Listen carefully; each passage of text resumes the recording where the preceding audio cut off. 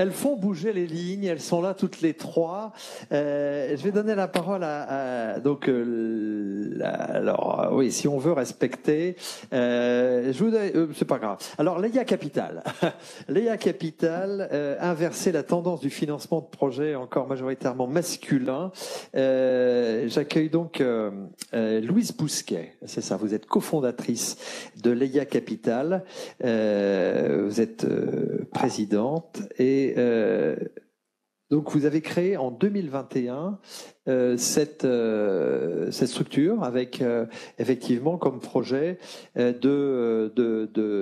d'investir dans des projets. Vous avez investi vous-même vos propres économies et c'est venu d'un projet où vous avez rencontré une personne, vous avez eu la possibilité d'investir une première fois et puis ça vous a donné envie d'aller un petit peu plus loin et de proposer ça aussi à d'autres. Alors expliquez-nous un petit peu ce qu'est Leia Capital. Avec plaisir. Bonsoir, là on passe au bonsoir, oui, au bonjour. Oui. Bonsoir à tous, merci pour l'invitation. Donc effectivement, j'ai cofondé Leia Capital il y a un peu plus d'1 an avec 14 autres investisseuses sur 2 verticales. La première, donc Leia Capital, c'est un fonds de business angel 100% féminin. La première verticale, c'est effectivement de financer l'entrepreneuriat au féminin, c'est-à-dire d'accompagner des femmes qui ont l'ambition d'apporter une véritable valeur ajoutée dans leur projet et effectivement de pouvoir leur financer. Donc on finance des entreprises où il y a au moins une femme qui détient 30% du capital. Et puis la deuxième verticale de Leia Capital, c'est aussi de démocratiser l'investissement au féminin. C'est-à-dire de se dire finalement, on pense qu'il y a encore de la place pour travailler la diversité dans l'environnement de financement, qui est souvent un schéma homme blanc 40 ans, et que pour décider le monde de demain, sur des enjeux économiques, de santé, d'éco-responsabilité, c'est intéressant qu'on ait un regard mixte et diversifié. Donc c'est ces 2 enjeux-là qui nous ont amenés avec Clémence, une amie d'école de commerce, à créer Leia Capital, avec l'année dernière un premier véhicule d'investissement qui regroupait 14 femmes investisseuses, et là depuis quelques semaines un véhicule d'investissement à hauteur d'1 million d'euros avec 30 investisseuses. Donc ce sont nos fonds propres. Il y a personne à temps plein à Leia Capital. Chacune fait ça en plus de sa vie pro et de sa vie perso. Donc c'est pas forcément, faut préciser que ce ne sont pas forcément des chefs d'entreprise. Non, c'est ça. On a vraiment des profils très diversifiés sur ces femmes. Ouais. On a des entrepreneuses qui ont déjà pu lever des fonds. On a des avocates, on a des dirigeantes, on a des chasseuses de tête, on a des directrices dans l'innovation, des directrices d'investissement sur des stades beaucoup plus avancés en private equity. Donc c'est cette diversité en fait de profils et de complémentarité qui fait qu'à nous toutes, on travaille sur l'intelligence collective pour pouvoir choisir des projets et aller financer des entreprises avec des femmes qui en veulent, qui ont envie d'aller disrupter un marché ou en tout cas de proposer une nouvelle proposition de valeur. Alors, il faut expliquer un petit peu les tickets d'entrée, comment ça se passe en fait. Chacun mise une certaine somme, ça constitue un fonds, un véhicule d'investissement, c'est le terme consacré pour ces investissements, et ce fonds va être du coup investi dans des projets divers et variés. Voilà. Si je prends l'exemple du premier véhicule d'investissement, on avait un peu moins de 500 000 euros regroupés et collectés avec nos fonds propres, et on a investi des tickets entre 20 à 40 000 euros dans ces entreprises. D'accord. Chacune mettait entre 20 et 40 000 euros. Chacune mettait, oui, entre 20 000 euros, et on arrivait à un montant d'à peu près un peu moins de 500 000. Et après, on place des tickets là variables entre 20 à 40 000 euros. D'accord. Dans les entreprises. Dans les entreprises. Ouais. D'accord. Et donc ce premier contre-départ du capital de ces voilà, de contre-départ de capital. Alors vous avez mis en place ce premier véhicule. Vous disiez en quelle année? Donc c'était l'année dernière. L'année dernière, c'est ça. Et vous êtes déjà en train d'investir dans un deuxième véhicule. Les premières investisseuses ont dit OK pour rentrer dans le deuxième, et vous en avez convaincu d'autres. Exactement. On a déployé en fait ce premier véhicule sur 12 mois dans un portefeuille de 7 entreprises et effectivement dans des secteurs très diversifiés, que ça soit dans la sécurité, que ça soit dans l'agroalimentaire, dans l'univers de la brocante, dans l'univers aussi de la banque verte. On a investi aussi dans l'immobilier en B2B. Et puis, force est de constater qu'on avait encore d'autres secteurs qui nous intéressent pour la suite, et aussi de nombreuses femmes qui avaient envie de nous rejoindre. Du coup, on s'est très vite dit. Oui, des femmes qui investissaient déjà. C'est des femmes, soit qui investissaient déjà, et qui avaient envie de voir aussi cette dynamique d'investissement au travers de l'intelligence collective, de se confronter. Moi-même, auparavant, j'investissais comme business angel seule. Mais c'est vrai que sur certains secteurs que je maîtrisais moins, ça m'intéressait d'avoir le regard aussi d'autres personnes, d'avoir un avis pour se dire ok, j'ai challengé mon réseau, qu'est-ce que tu en penses avec ton regard à toi? Et il y a une simulation, comment ça se passe? Énorme. Ouais. Énorme simulation, puisque ce sont des femmes qui sont pas forcément dans cet univers aussi de start-up, qui ont envie de découvrir des nouveaux secteurs, de se plonger, qui ont envie de découvrir des femmes ou des binômes qui sont très enthousiastes et qui sont très volontaires.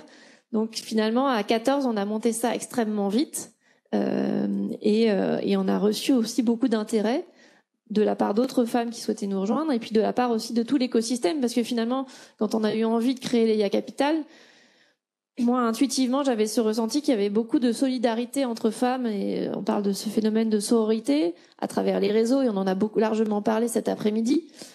Mais que finalement, sur cette phase un peu cruciale du financement, il y avait encore beaucoup de choses à faire, même s'il y avait déjà, et on va en parler, il y avait pas mal de choses qui existent auparavant, mais qu'il y avait de la place.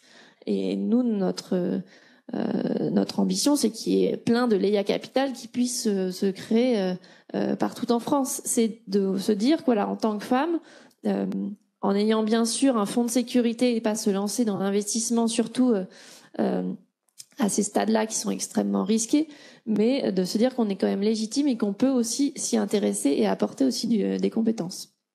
Et les entreprises que vous soutenez, c'est quel type d'entreprise? Dans quel secteur? Je vous disais, on a un modèle SaaS qui a développé un software pour la sécurité dans les lieux type prison, aéroport. On a un modèle B2C, B2B qui vend des produits neufs et chinés dans l'univers de la décoration. On a aussi une entreprise dans l'agroalimentaire en B2B qui est un substitut aux ovoproduits. Donc, qui s'adresse à toutes les grandes industries agroalimentaires. Et dans l'optique aussi, je crois. Également, effectivement, aussi un modèle SaaS pour faciliter l'examen de vision par un non-professionnel de l'optique en moins de 5 minutes. Donc, c'est vraiment des secteurs très diversifiés. Et puis, il y a plein d'autres secteurs qu'on a envie de creuser par la suite. On s'intéresse à la cybersécurité, on s'intéresse à la silver economy. On en reparlera avec Farah. On s'intéresse aussi à la femtech, à l'éducation.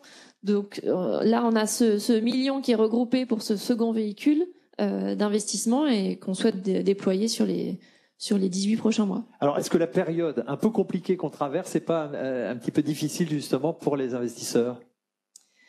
Je pense qu'elle est plutôt difficile pour les entrepreneurs. Effectivement, en 2021. Il y avait un véritable enthousiasme avec des valorisations qui étaient très élevées. On avait l'impression que le cash coulait à flot. Là, il y a eu un gros coup de grisou début 2022. Donc c'est d'autant plus dans des contextes comme ça où on sent qu'il va y avoir des phénomènes d'attentisme de la part des investisseurs, qu'il ne faut pas que les femmes soient les premières pénalisées et qu'elles puissent pas bénéficier de fonds. Nous, on est là, on intervient sur des stades de seed et de pré-seed, donc c'est vraiment au démarrage, mais avec déjà des premières preuves de traction, des premières preuves qu'il y a un potentiel. Justement, on trouve ça pertinent qu'il y ait justement des structures d'investissement comme les nôtres qui soient quand même là, parce qu'il va y avoir aussi c'est un temps long, hein, cet investissement pour ces entreprises. Donc c'est pas parce qu'il y a eu un moment où ça se contracte qu'il faut tout couper. Et en particulier, il faut surtout pas que les femmes en soient les premières victimes. Merci beaucoup. Je vais laisser la parole à Florence Richardson. Vous êtes présidente de France Business Angel. Femme Business Angel. Pardon? Femme Business Angel. Qu'est-ce que j'ai dit? France. Mais c'est pas grave, hein, on peut bientôt devenir France. Oui, alors c'est peut-être la fatigue qui commence à sévir. Femme Business Angel, évidemment. C'est un réseau féminin de Business Angel en France. C'est le premier réseau féminin en Europe. Alors expliquez-nous précisément peut-être la différence en tout cas qu'on pourrait faire avec Leia Capital. Sans vouloir vous opposer mais non, alors je crois que c'est pas opposable, c'est au contraire très complémentaire. Oui, c'est complémentaire. On est amené à travailler ensemble sur un certain nombre de dossiers. Oui, tout à fait. Alors effectivement, on est parti à peu près du même constat, c'est-à-dire que Femme Business Angel, c'est un réseau, donc c'est une association, c'est un réseau d'investisseuses qui a été créé en 2003, en partant du constat qu'on est dans un écosystème extrêmement masculin, puisque 90% des business angels, alors peut-être 88 aujourd'hui, j'en sais rien, mais enfin bon, les statistiques évoluent quand même assez peu, sont des messieurs, et donc il y a peu de femmes qui s'intéressent à cette activité d'investissement dans l'économie réelle, et notamment dans l'économie, enfin dans les startups et les entreprises qui portent les innovations de demain. Donc là, l'objectif en fait de Femme Business Angel, la raison pour laquelle on a été créé il y a pratiquement 20 ans maintenant, c'est justement d'attirer plus de femmes sur cette activité qui est quand même passionnante et de leur montrer que ce n'est pas quelque chose réservé aux hommes, qu'elles ont tout à fait la capacité de s'y intéresser et d'être tout à fait pertinentes dans leurs investissements, que ça s'adresse pas exclusivement à des gens hyper riches, mais effectivement il faut avoir un peu de patrimoine et en réserver une petite partie parce que c'est une activité risquée, mais on est sur des tickets moyens d'investissement par start-up et par ticket d'investisseuses qui sont entre 10 et 15 000 euros. Donc après on peut se construire un portefeuille aussi dans la durée. Donc voilà, notre objectif premier chez Femme Business Angel, c'est d'attirer des femmes dans cet écosystème de l'investissement parce qu'aujourd'hui il y en a pas, ou il y en a pas assez bien entendu, et donc ça a été notre premier pilier. Je dirais qu'ensuite, au-delà de ça, et là on se rejoint avec Leia Capital, un des constats en fait qu'on peut faire, c'est que quand on met en face de femmes entrepreneurs un parterre ou un public d'hommes, quand elles viennent pitcher, ça rend pas les choses très simples. Et donc c'est vrai que quand on féminise la sphère de l'investissement, on apporte aussi à cet écosystème d'entrepreneuses un peu plus de soutien. Et donc c'est aussi ce que l'on fait. Alors c'est pas dans notre thèse d'investissement au niveau de Femme Business Angel, c'est-à-dire qu'on regarde des projets qui soient portés par des hommes et des femmes, mais la réalité quand même, c'est qu'on se rend compte sur les 3 dernières années par exemple que 50% des projets qu'on a financés sont des projets où il y a au moins une femme dans l'équipe fondatrice ou une femme fondatrice. Donc c'est pas un choix délibéré, mais on se rend quand même compte qu'on attire plus de femmes entrepreneuses et on les finance mieux. Voilà. Donc notre objectif c'est ça. On est un réseau de 170 femmes investisseuses et donc on investit dans des startups portées par des hommes ou des femmes en seed et en pré-seed. Voilà. Les domaines d'activité aussi là, c'est très extrêmement diversifié, extrêmement varié. En fait, on a un panel d'investisseuses assez large et donc quelque part on propose des projets, on sélectionne, on a un process de sélection qui est assez, je dirais sérieux, enfin qui est très sérieux et qui est assez approfondi. Et ensuite, on va proposer les projets qu'on a sélectionnés à toutes nos investisseuses et de façon extrêmement diversifiée parce que finalement, chacune a ses propres envies, ses propres centres d'intérêt, et on s'appuie énormément sur l'expertise de nos membres qui font les due diligence, qui font les instructions, et quelque part il faut aussi qu'elles aient envie de le faire, et donc c'est un peu elles qui choisissent aussi les projets. C'est bien sûr elles qui choisissent les projets dans lesquels elles vont investir, mais c'est aussi elles qui font les due diligence, même si on a une équipe assez costaud qui accompagne tout le process.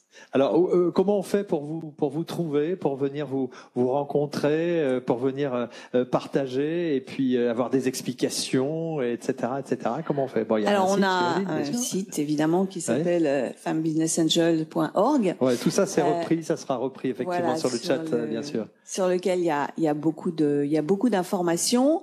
Donc on nous trouve assez facilement. Et puis on vient de faire un grand événement la semaine dernière à Bercy qui s'appelle le Wind Day, le forum de l'investissement féminin, où justement on explique ce que l'on fait. Et cette année, le Wind Day était sous l'angle, un angle un peu particulier qu'on a voulu mettre en valeur. Et parce qu'on a démontré, grâce aux études que l'on a fait à la fois sur notre portefeuille, mais aussi avec l'ensemble de nos partenaires et de l'écosystème, que les femmes ont un prisme un peu particulier quand elles investissent.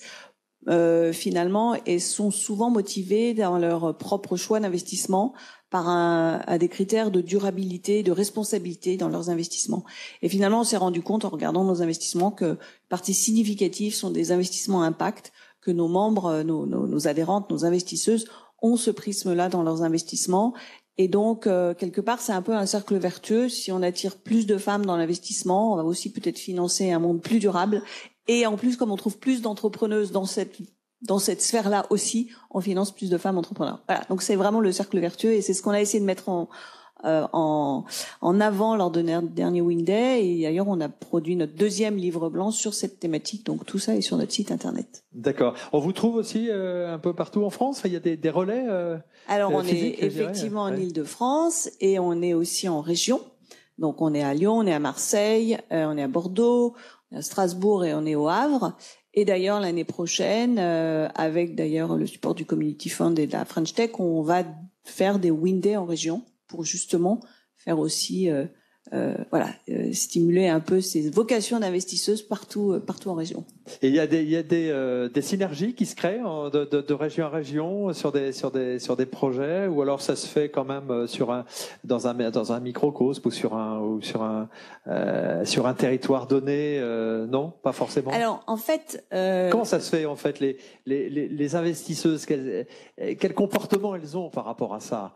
Alors on a des investisseurs en région qui ont une envie de soutien de leur économie régionale, et donc qui vont chercher des projets locaux et dénicher des projets régionaux, et avec cette volonté de les accompagner et de les soutenir. Après, nous, notre process, il est national, et quand on a un projet en région, il remonte de toute façon au niveau de Femmes Business Angel, de notre organisme central, entre guillemets, et il est présenté à toutes nos investisseuses. Donc moi, j'ai investi à titre individuel dans des projets qui sont en Île-de-France, mais aussi partout en France, parce que je m'intéresse au projet avant tout, et pas à sa localisation géographique. Maintenant, cette proximité, elle est quand même importante, parce que une fois qu'on a investi, l'histoire s'arrête pas là, et on est aussi là pour accompagner les projets, ce que l'on fait. Donc, on est au comité stratégique et on accompagne les entrepreneurs. Alors voilà, c'est ça, c'est un point important, ça, quelque part, de pouvoir avoir un regard permanent, de donner aussi, son avis, d'avoir les retours sur les activités, justement, diverses et variées des entreprises que vous accompagnez. Et pour nous, c'est vraiment essentiel. Je pense que c'est surtout là qu'on a aussi de la valeur ajoutée. On investit, mais on s'investit aussi dans les startups qu'on accompagne. Donc, et comme on a finalement ces expertises très diversifiées au sein de nos 170 membres, on arrive toujours à trouver quelqu'un qui connaît bien le secteur d'activité et qui va pouvoir justement accompagner ces entrepreneurs en étant au comité stratégique, ou tout simplement qui a une expérience d'investissement et qui a vu que la vie d'une start-up, c'est pas un long fleuve tranquille, et qui a vu un certain nombre d'étapes à passer. Moi, j'ai un profil qui est pas du tout spécialisé sur un secteur d'activité, puisque j'ai un profil assez généraliste, plutôt financier et commercial. Et finalement, après 15 ans d'investissement et une trentaine d'investissements, je pense que je commence à bien détecter en amont les écueils et les difficultés, ou alors les accélérateurs sur lesquels il faut appuyer quand je suis dans un comité stratégique et que j'accompagne une start-up. Parce que vous êtes aussi, bien sûr, chef d'entreprise. Et là, on le reprécisera peut-être après. Vous nous parlerez peut-être de votre entreprise. Alors, j'en ai eu une avant, et puis là, on a fondé un projet. J'ai cofondé un projet dont je peux vous parler, effectivement, puisqu'il est en lien direct, avec ce dont on parle là, puisque effectivement, pour aller un peu plus loin dans notre engagement, et un petit peu, là on se rejoint complètement avec Leia Capital. On a lancé il y a 1 an et demi maintenant, début 2021, une structure d'investissement qui a pour vocation effectivement partenaire de Femmes Business Angel et qui a pour vocation d'investir dans des startups où il y a au moins une femme dans l'équipe fondatrice. Donc on est sur la même thèse d'investissement et donc on a rassemblé une centaine d'investisseurs et d'investisseuses, à peu près 60% de femmes et le reste des messieurs qui nous ont rejoints. Donc là, on a un peu changé de paradigme. On a des jeunes aussi qui nous accompagnent parce qu'on a souhaité intégrer des jeunes dans notre fonds d'investissement pour justement les inciter à la fois sur l'entrepreneuriat et l'investissement à s'y intéresser dès le plus jeune âge. Et on investit donc dans des startups portées par des équipes féminines ou mixtes, en pariant beaucoup sur la mixité parce qu'on est convaincu que c'est un vrai critère de performance. Et donc on investit des tickets de 200 000 euros avec la capacité de suivre au tour suivant aussi. Voilà. Et donc ça c'est effectivement ma dernière mon engagement, le dernier bébé qui existe depuis 1 an et demi et qui se développe et on est en phase d'investissement. Super, merci beaucoup. Siam, Naïd Haddad, je vais pas écorcher votre nom. Donc c'est Boost au féminin. Je sais pas si on m'entend. Oui. Voilà, si c'est bon. Voilà. Donc Boost au fémin, oui. Boostons l'entrepreneuriat au féminin, c'est ça votre credo, en tout cas votre combat quelque part. Vous accompagnez les mobilités professionnelles depuis plus de 10 ans en plaçant l'humain au centre de ses engagements. Alors, vous êtes également ambassadrice de plusieurs programmes. Oui. Et alors, expliquez-nous un petit peu ce que fait justement et ce que vous proposez avec Boost au féminin.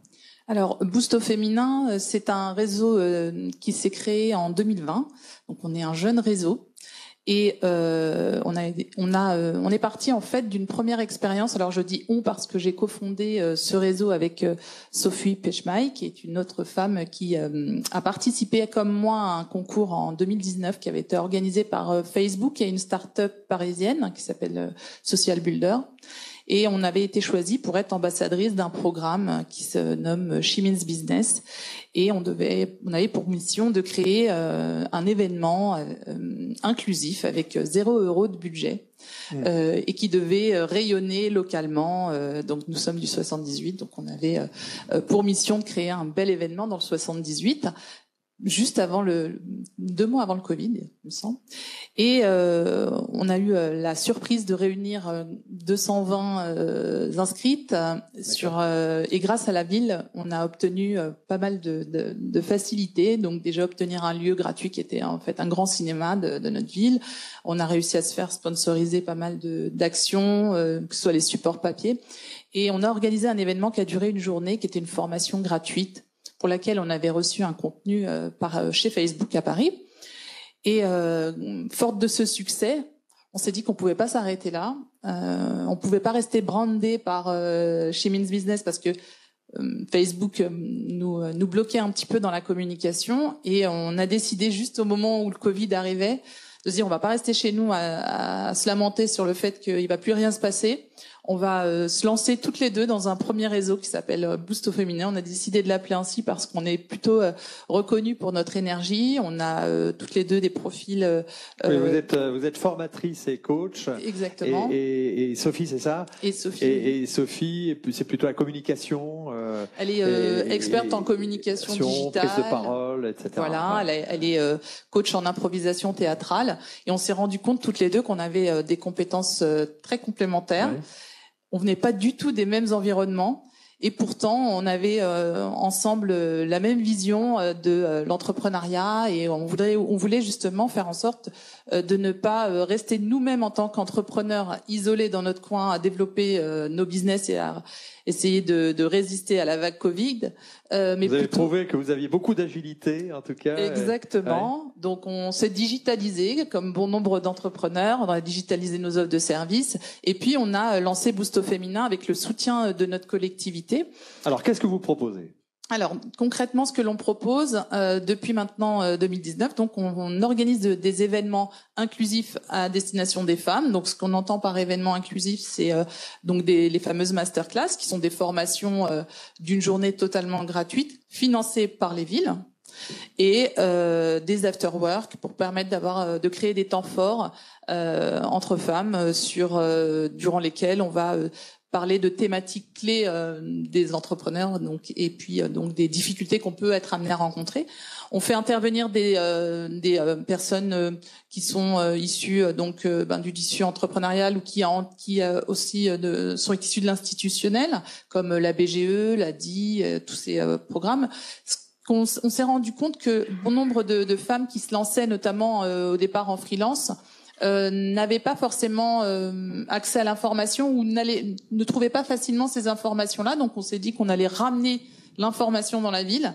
Et il manquait justement d'espace communautaire pour pouvoir justement permettre à ces personnes de se retrouver et justement d'avoir des informations ou de la formation. Tout à fait. Alors sur Paris, c'est vrai que c'est beaucoup plus simple de participer à des événements autour des femmes. Là où, quand on est en banlieue, on n'a pas forcément. Alors nous, dans notre ville, on n'avait pas ce genre d'événement. Et on a touché, je dirais, clairement sur un sujet phare qui était très important pour notre ville, qui était le développement économique des entreprises, et tout particulièrement des entreprises conduites par des femmes. Et grâce à ces actions-là, aujourd'hui, la ville a ritualisé ces temps forts et prévoit dans son budget municipal des actions pour financer justement ces événements inclusifs. Et on jouit d'une certaine notoriété locale. Mais donc là, il faut préciser que vous étiez dans le 78, c'est ça? Oui, tout à fait. À Chatou. À Chatou, exactement. Voilà. Et là, maintenant, le but, c'est de pouvoir développer tout ça? Exactement. Donc, on a bien rayonné au niveau de notre communication, et d'autres collectivités nous ont proposé d'organiser des événements pour leur ville. Donc c'est quoi, des afterworks, Alors ça va être des afterworks, des masterclass qui peuvent durer une journée. Les afterworks, on est sur des formats de 3 heures avec toujours une ou deux thématiques qui sont déroulées, donc avec du contenu formatif, et puis des temps de networking autour d'un cocktail qui est pris en charge par la ville. Donc c'est toujours d'impliquer la ville pour pouvoir permettre déjà en local aux femmes de se connaître, de se rendre compte que on peut justement amorcer déjà une première relation grâce à ces temps forts, et ensuite certaines femmes se retrouvent autour d'un café, se gardent contact. On a créé. C'est quoi le retour de ces femmes qui ont pu justement trouver cet endroit, pouvoir échanger, apprendre des choses? C'est quoi le retour? Alors le retour, c'est ce qui est intéressant, c'est qu'on fait des enquêtes de satisfaction, donc on essaie de tirer à chaque fois des expériences. On est aussi en mode test and learn, et on veut toujours avoir du retour pour pouvoir s'améliorer. Bien sûr. Alors ça nous permet d'adapter nos contenus pour les prochains événements, mais surtout leur retour, c'est enfin on a un moment juste à nous entre femmes. Entre femmes, les choses se disent plus facilement, on a moins peur du regard et de la critique, et on apprend des autres, et parfois on rencontre son futur associé. On rencontre ses futurs clients, voire des fournisseurs. Je ne sais pas faire mon site internet. J'ai une développeuse web qui vient de se lancer en freelance. J'ai permis ainsi à ces deux entrepreneurs de se rencontrer. Donc on se rend compte que, on a besoin de cet effort, et on se rend compte aussi qu'on n'a pas forcément envie de traverser le périph' pour pouvoir avoir accès à ce type d'événements. Donc on crée des événements en local pour faciliter aussi l'accès à ces temps forts. Beaucoup d'entrepreneurs sont aussi des femmes qui sont mamans solo, et c'est pas forcément aisé de pouvoir faire garder ses enfants et de pouvoir participer à un after work qui se trouve à Paris. Moi, malheureusement, j'ai du mal à m'organiser, ne serait-ce que pour cet événement. J'ai pris une babysitter qui prend le relais, mais je sais ô combien ça peut être difficile de partir vers des événements assez éloignés. Donc on ramène l'événement proche des entrepreneurs. C'est toujours des événements à taille humaine. Donc sur des masterclass, on est entre 100 150 participantes, ce qui est quand même déjà un bon nombre de personnes. Et puis sur les afterworks, c'est une trentaine voire une quarantaine de femmes qui se retrouvent. Et le retour, c'est on a hâte d'avoir le prochain événement, donc elles nous suivent sur nos réseaux sociaux pour se tenir au fait des prochaines dates. Alors, l'entreprise n'est pas encore complètement créée, si, c'est ça, c'est en cours? Alors, nous, on a chacune nos statuts d'auto-entrepreneur, ouais. Et on est en train de structurer notre entreprise Boost au féminin, accompagnée par la BGE des Yvelines, parce qu'avec un accompagnement, c'est toujours plus aisé.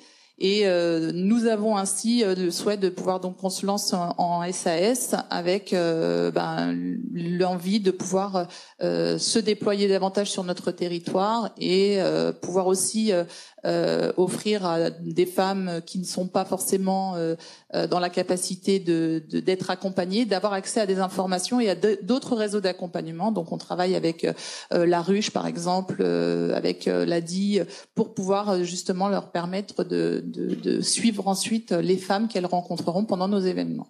Alors, des projets dans quelle ville on peut déjà avoir quelques pistes peut-être si vous les avez. En tout cas, vous êtes c'est en pourparlers encore. C'est en pourparlers, donc je vais peut-être pas en parler là aujourd'hui, mais en tout cas, il y a des villes qui seront en dehors du 78. On se tourne vers le 95 et vers les QPV aussi pour pouvoir donner accès. Donc on va aller vous suivre bien sûr avec grand plaisir pour pouvoir savoir où vous allez vous implanter. Alors, Louise, je reviens en fait à votre projet. Leia Capital, vous avez créé ce premier véhicule, deuxième véhicule. Il y en aura d'autres, j'imagine, bien sûr. Est-ce que ce seront les mêmes personnes ou est-ce que vous allez créer d'autres fonds? Comment ça va se passer? Je vous avoue qu'on s'est pas projeté. Pour l'instant, on fait au jour le jour. C'est comme je vous dis, le métier de l'investissement, c'est du temps moyen et long terme. Pour l'instant, on a 18 mois pour justement investir ce million d'euros. Donc, on est très preneuse de tout projet avec de l'ambition, avec déjà des premières preuves de traction. Et après, on n'a pas encore en tête la volonté d'écrire la suite tout de suite. Mais ce qu'on trouve intéressant, c'est qu'en tout cas, ce qui nous rassure, c'est qu'il y a un écosystème qui commence à se densifier en termes d'investissement, que ce soit avec Femmes Business Angel, que ce soit avec Win Equity. On salue aussi le lancement récemment du Sista Fund, du Sista Fund, qui est un fonds d'investissement aussi issu du groupe de l'association Sista, et qui va être un relais aussi pour nous, pour ces entreprises qu'on va financer au démarrage. Et l'idée, c'est qu'après, il y a l'effet boule de neige positif qui se mettent en place et que ça soit des futurs série A, série B, des futurs licornes pour demain. Et donc ça, je trouve ça vraiment très enthousiasmant que ça se mette en place. Et tout ça participe à cette diversité, à cette mixité dans le monde, pour le monde de demain. Comment vous procédez pour le sourcing justement de vos investisseuses? On a très vite vu des synergies au sein de l'écosystème. On est en contact avec des incubateurs, on est en contact avec des écoles aussi pour assez vite pouvoir parler de l'existence de financement mixte. On est en contact aussi avec des fonds d'investissement qui peuvent recevoir des dossiers qui sont trop jeunes pour eux et donc qui vont du coup nous les rebasculer. On est en contact avec des groupes de business angels qui investissent soit dans des véhicules spéciaux, soit en solo. Donc on récupère ce qu'on appelle le deal flow, tout ce flux de projets de manière assez fluide. On a reçu depuis la création de Leia Capital plus de 400 dossiers. D'accord, c'est impressionnant. On a vu beaucoup de projets. Alors quels sont donc les critères? Alors après là, c'est vraiment des projets qui sont, ça peut être vraiment des projets qui sont émergents, des projets ou alors c'est des projets imposants, importants avec des gros besoins. Alors on va pas financer des mono-entreprises, on va financer des entreprises déjà qui ont une vocation à se développer, soit au niveau national, soit avec des ambitions par la suite internationales. Donc il faut quand même qu'il y ait une ambition. Aussi, il faut qu'il y ait une profondeur de marché. Ça, c'est quelque chose qu'on regarde, parce que parfois, on peut avoir des projets qui sont très pertinents, mais le marché reste quand même assez restreint. Donc, il n'y aura pas cette possibilité d'aller scaler. Donc, ça, c'est quelque chose qu'on regarde aussi. La profondeur de marché. Le problème qu'on adresse aussi. Effectivement, on parlait de problème tout à l'heure. Quel est le vrai problème et quelle est la solution qu'on propose? Donc, ça fait partie des critères. Et puis, à ces stades-là, en fait, de développement de l'entreprise, il y a aussi l'humain qui reste primordial. On regarde aussi les équipes, comment elles se sont constituées, parce qu'elles sont peut-être amenées à faire pivoter leur projet, à rebondir, à se serrer les coudes. Et c'est un vrai pari qu'on met sur de l'humain. Donc c'est la somme de tous ces critères-là. Et puis on se retrouve donc maintenant à 30 investisseuses à voter ensemble pour décider si oui ou non on met cet argent qu'on a mis en commun dans cette entreprise. Alors pour vous, Florence, c'est la même démarche, oui, j'imagine. On est à peu près sur les mêmes critères. Et effectivement, l'humain, ça reste quand même le critère primordial à ce stade de développement des entreprises, puisque on sait qu'un projet, il peut être extraordinaire, mais s'il est mal porté, il n'ira pas très loin. Et à l'inverse, une super équipe, elle pivotera, elle rebondira et elle avancera. Donc c'est la partie à la fois la plus intéressante et la plus difficile dans notre choix d'investissement. De bien sentir, en fait, de bien sentir les choses. Alors ça peut être des projets portés par des hommes ou des femmes, on est d'accord là-dessus. Tout à fait, oui, bien sûr. Des équipes mixtes, des hommes, des femmes. Des équipes mixtes. Voilà, et c'est pour ça que toutes ces phases amont, en fait, avant l'investissement, sont pour nous très importantes parce qu'elles permettent aussi d'apprendre à se connaître. Et c'est réciproque, c'est-à-dire que nous, en tant qu'investisseurs, investisseuses, on doit être évidemment convaincus par le projet dans lequel on va être amené à investir et accompagner. Mais l'inverse est vrai aussi. Et je pense qu'aujourd'hui, les projets aussi ont cette démarche de, entre guillemets, choix de leurs investisseurs quand ils le peuvent. Et c'est important d'avoir un bon tour de table très cohérent avec des gens avec qui on s'entend bien et on pense qu'on peut aller, on pourra avancer et avancer loin ensemble. Donc la composition du tour de table, sa constitution et l'interaction avec les porteurs de projets, c'est vraiment essentiel. En tout cas pour nous, dans la phase amont de préparation, de due diligence qu'on a, d'instruction, c'est vraiment un point clé. Alors les projets, vous investissez dans des projets uniquement français ou ça peut être des projets aussi internationaux? Alors nous, c'est uniquement français. Uniquement français. Oui, parce que on est vraiment très en amont. On est quand même sur des projets qui sont très jeunes. Et donc je vous ai dit, on investit, mais on accompagne aussi. Et cet accompagnement, il y a quand même une notion de proximité. Bien sûr, et puis le deuxième aspect, c'est que, en fait, moi j'ai regardé pas mal de projets à l'étranger. Mais c'est déjà tellement difficile d'investir dans un projet, dans un environnement qu'on connaît, un environnement juridique, économique, enfin tout qu'on connaît, que sortir, c'est encore vraiment plus compliqué. Donc non, il y a beaucoup de potentiel, beaucoup de belles entreprises qui se créent en France. Il y a vraiment de quoi faire. Donc non, pour l'instant, on n'est que sur la France. Pour vous, Louise? Oui, c'est la même chose que sur Femmes Business Angel. On se concentre déjà sur la France.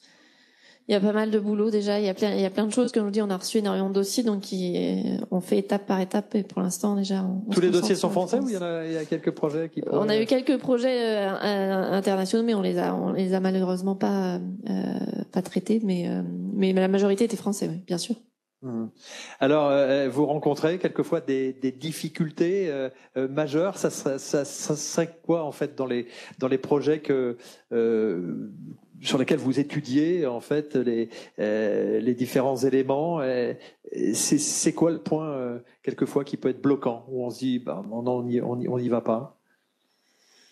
En fait, l'entonnoir de sélection, il est quand même assez rude, hein. Donc des points bloquants, malheureusement, il y en a beaucoup, puisque nous chez FBA on reçoit plus de 1000 projets par an et on finance à la fin de l'année, on va en financer entre 20 et 25. Donc voilà, c'est pas pour être décourageant, mais la réalité elle est quand même que tous les projets ne sont pas soit prêts, soit adaptés à ce type de financement. Ça ne veut pas dire qu'ils réussiront pas, mais ça veut dire qu'il y a aussi d'autres modalités de financement qui seront peut-être mieux adaptées, etc.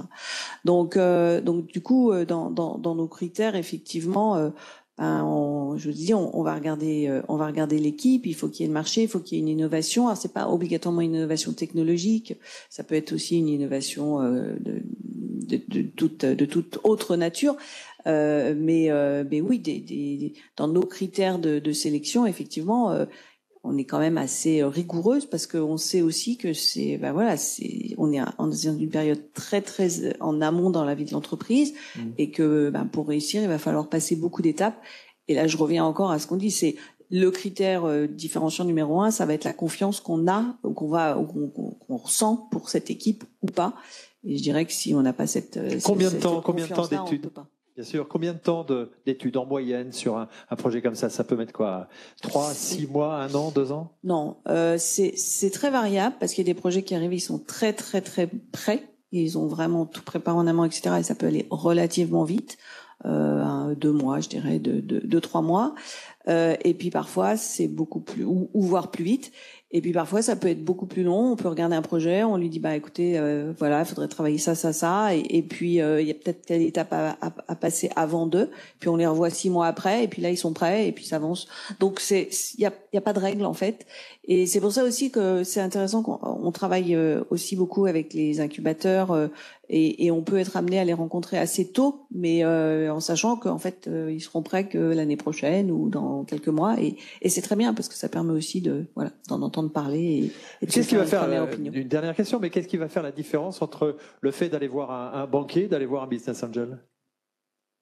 Là, en fait, on parle d'equity, donc on parle d'investissement au capital. Très clairement, on est sur une prise de risque qui est forte, avec le risque que si la société ne peut pas continuer, l'histoire s'arrête, l'aventure s'arrête, et donc en tant qu'investisseur, on perd notre capital. Oui. Ça, c'est pas le rôle d'un banquier. Oui. Un banquier va investir dans des entreprises en fait, hein. où je dirais que la notion de risque est quand même beaucoup plus mesurée. Donc on n'est pas sur les mêmes prises de risque du tout. Et justement, les entreprises... Par contre, on fait effet de levier souvent. C'est-à-dire que quand on met du capital, alors effectivement, il y a des financements bancaires et notamment avec la BPI, mais pas que, qui peuvent être mis en place, mais pas dans l'autre sens. Pour vous, c'est pareil? Non, mais moi, j'encourage souvent les entrepreneurs ou les binômes qui viennent nous voir à s'assurer qu'ils ont déjà maximisé tous les leviers de financement, ce qu'on appelle non dilutif. C'est-à-dire que c'est aussi un critère quand on parle des équipes, c'est est-ce qu'elles se sont aussi motivées pour aller récupérer là où elles pouvaient avoir de l'argent sans forcément contre le fait d'échanger des parts de leur société. Ça peut passer effectivement par les banques, ça peut passer par des prix, des financements, la BPI. Alors effectivement après on bénéficie de la mécanique de l'effet de levier quand des business angels vont mettre des fonds, mais il n'y a pas un Graal à forcément lever des fonds. Il faut déjà s'assurer qu'on va pouvoir collecter de l'argent par d'autres moyens, être encore 100% aux manettes. Et puis quand on va commencer à faire rentrer d'autres personnes sur la table de capitalisation, c'est-à-dire qu'on va céder du capital à d'autres personnes, il faut en avoir conscience. Ça va être des personnes effectivement qui vont nous aider, mais à qui il va falloir aussi reporter des KPI, reporter des informations. Donc c'est aussi un véritable engagement aussi du côté de l'entrepreneur. C'est une logique gagnante-gagnante, parce que nous on prend des risques en tant qu'investisseuse parce que en l'occurrence nous c'est nos fonds propres, donc on se dit on va miser sur ces personnes-là. Et puis aussi du côté des entrepreneurs de se dire ok je vais partir avec les bonnes personnes à mes côtés, que ça soit en termes d'accompagnement, de conseil. Et puis elles ont pris des parts de mon entreprise. Oui, c'est ça. Voilà. Alors pour vous, Siam, vous avez besoin d'un peu d'argent, j'imagine, pour lancer votre entreprise. Alors nous, on se constitue un capital, mais qui sera pas élevé au démarrage puisqu'on se lance vraiment. On n'a pas forcément besoin de locaux. On a la chance à chaque fois d'avoir des locaux qui nous sont accordés par les collectivités. Et au niveau donc de nos fonds, pour l'instant, on n'empruntera pas. On n'en a pas forcément besoin. Je dirais que la ressource pour nous, c'est avoir des locaux. Donc ça, on compte sur les collectivités. Et ensuite, c'est notre compétence et voilà les ressources humaines qu'on arrive aussi à mobiliser dans nos projets. Donc c'est encore un projet à faible coût. Un dernier message à faire passer à celles et ceux qui vous écoutent peut-être là et qui voudraient se lancer dans la création d'entreprise avec une compétence réelle. Là, vous êtes formatrice, etc., avec un projet particulier. On a entendu beaucoup de choses très inspirées aussi par la précédente intervention et toutes d'ailleurs. J'ai envie de dire que le but étant de croire en ses rêves, ne pas se laisser impressionner par le chemin de l'entrepreneur, d'oser, de pas avoir peur de l'échec, parce que l'échec c'est quand même une belle opportunité de rebond. Et de ne pas rester isolé et au contraire de se soutenir entre nous les femmes, puisqu'on a cette capacité à justement à créer ce sentiment de sororité et qui peut aussi nous permettre de nous soulager, de nous rassurer quand on commence à douter. Donc de pas rester isolé mais d'en parler, de pas avoir peur de la concurrence, de croire en son potentiel aussi, ça c'est important, et d'essayer de tendre vers la meilleure version de soi-même pour pouvoir profiter de de cette réalisation. C'est quand même une belle aventure que d'entreprendre, quelle que soit la taille de son entreprise. On a une vraie satisfaction. Et puis parce que j'interviens aussi moi dans des collèges et des lycées pour l'association 100 000 entrepreneurs, c'est aussi d'aller transmettre aussi ce goût d'entreprendre aux jeunes, parce qu'on a quand même une responsabilité, même en tant que citoyen, de transmettre justement cette valeur qui est d'entreprendre, quel que soit le type de projet. Ça peut être aussi entreprendre des projets associatifs, montrer que c'est accessible. Faut se former pour entreprendre, faut avoir une envie, faut être curieux, et puis ne pas penser que parce qu'on vient d'un quartier défavorisé ou parce qu'on est issu d'une telle ou telle communauté, ça ne nous est pas accessible. Bien au contraire. Voilà. Merci beaucoup, ça sera le mot de la fin. Merci beaucoup, mesdames, bravo.